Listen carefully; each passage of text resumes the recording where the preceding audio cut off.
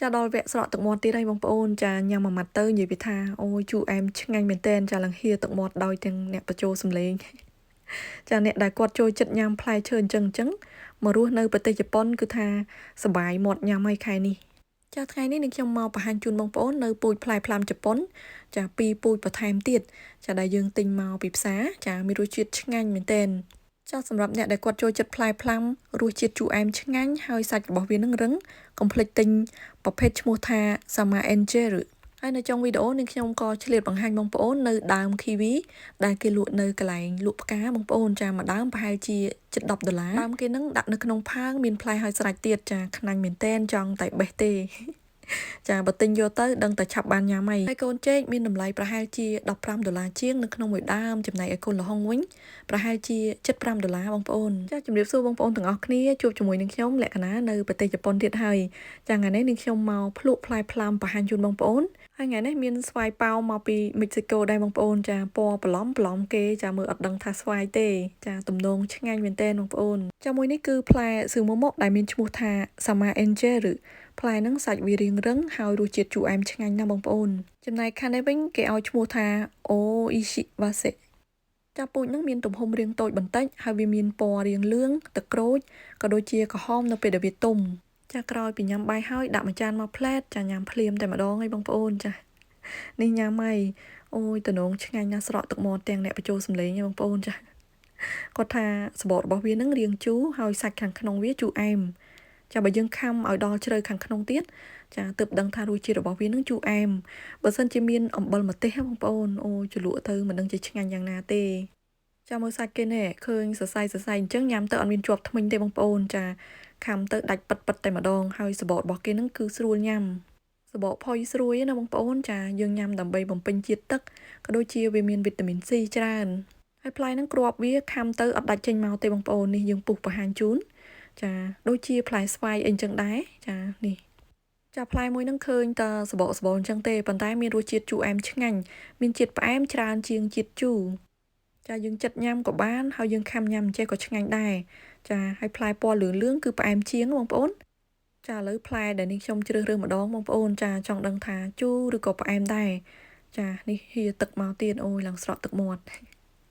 ចាឥឡូវអ្នកភ្លក់គាត់ញ៉ាំហើយចាគាត់ថាមិនដែរមើលមុខគាត់ថាជូរអែមបងប្អូនចា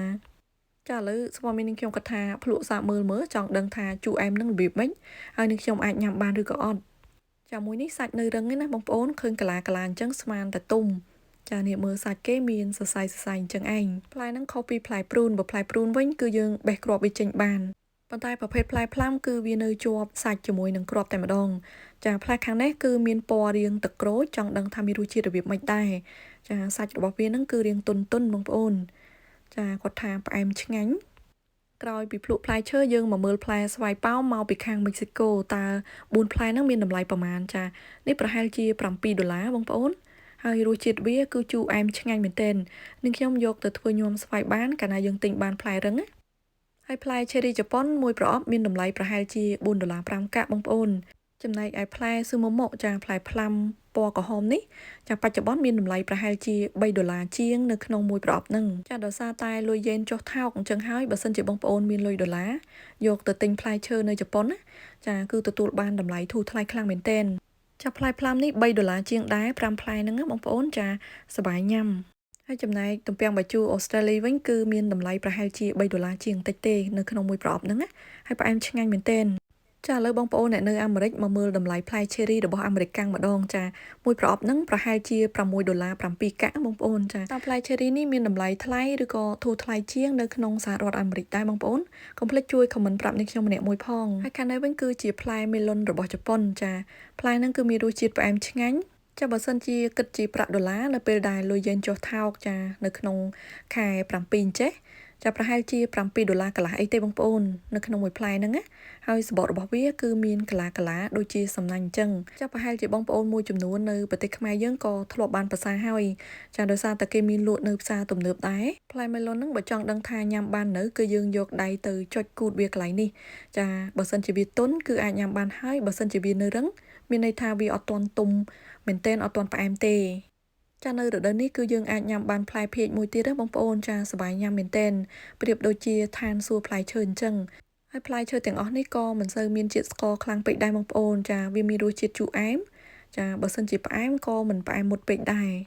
ចាកាលណាវាប្រែទៅពណ៌ក្រហមចេះហើយចាវាផ្អែមរៀងសាបដែរបងប្អូនហើយបើប៉ះចំផ្លែខ្លះទៅក៏មានរសជាតិផ្អែមខ្លាំងតែម្ដងចានេះនឹងខ្ញុំចូលចិត្តពីមុខនេះខ្លាំងមែនទែនឥឡូវយើងញ៉ាំចូលគ្នាបងប្អូនចា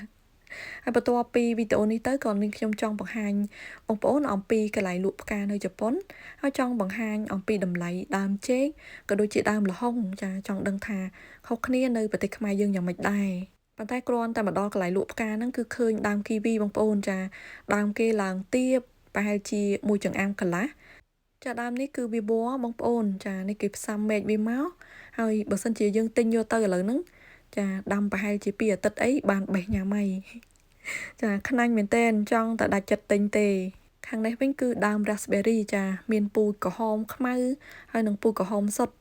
ចានេះឃើញហើយក៏ចង់តែទិញដែរបងប្អូនប៉ុន្តែគ្រាន់តែថានៅពេលដែលវានៅខ្ចីអញ្ចេះវាមានរសជាតិរាងជូរចាបងប្អូនណាប៉ាកែញ៉ាំជូរមកនៅប្រទេសជប៉ុនដឹងតែសប្បាយមាត់ញ៉ាំហើយចាផ្លែឈើមួយចំនួនហ្នឹងគឺមានរសជាតិជូរអែមឆ្ងាញ់ខ្លាំងហើយខាងនេះគឺជាប្រភេទផ្កាស្តៀងនឹងផ្កាកញ្ចក់ប៉ុន្តែនឹងខ្ញុំចាប់អារម្មណ៍នៅខាងក្រោមចាវាមានស្រួចដូចជាម្ជុលអញ្ចឹងចាក្លែកមកខាងនេះវិញឃើញដើមចេកបងប្អូនចាកូនចេកតូចអញ្ចេះមានតម្លៃប្រហែលជា$15ជាងបងប្អូនបើសិនជាដើមធំជាងហ្នឹងគឺមានតម្លៃរហូតដល់ទៅជិត$100ចាឬក៏$100ជាងក៏មានដែរចំណែកឯដើមល្ហុងវិញគឺមានតម្លៃប្រហែលជា$4-5ដែរហើយខាងនេះគឺជាដើមអំបោសបងប្អូនវាប្រែពណ៌នៅរដូវស្លឹកឈើជ្រុះចាទៅជាក្រហមតែម្ដងចាឥឡូវនេះវីដេអូរបស់អ្នកខ្ញុំក៏ដល់ទីបញ្ចប់ហើយអរគុណច្រើនសម្រាប់ការទស្សនាក៏ដូចជា comment ល្អៗរបស់បងប្អូនចាយើងជួបគ្នានៅវីដេអូក្រោយជម្រាបលាបាយបាយ